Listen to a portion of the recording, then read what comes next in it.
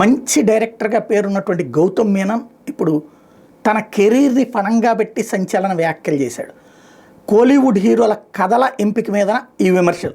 సినిమాకి పెద్ద బడ్జెట్ అవసరం ఉండదని, దానికంటే కంటెంట్ ముఖ్యమని ఈ సందర్భంగా ఆయన చెప్పుకొస్తూ 100 కోట్ల రూపాయలు పెట్టి ఒక్క సినిమా తీసే బదులు 10 కోట్లతో 10 మంచి సినిమాలు తెరకెక్కించవచ్చు అని చెప్పుకొచ్చారు Gautam Menon.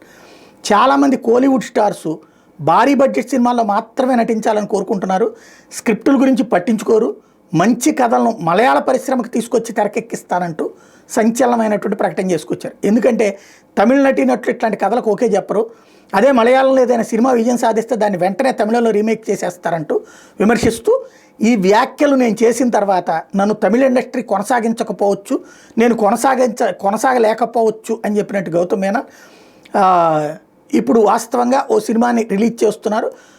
Dominic and the ladies purse Mammootty ప్రధాన పాత్రలో నటించారు. జనవరి 23 ఇది విడుదల కాబోతుంది. ఈ సినిమా ప్రమోషన్ సందర్భంగా గౌతమ్ మీనన్ చేసిన వ్యాఖ్యలే సంచలనం అవుతున్నాయి.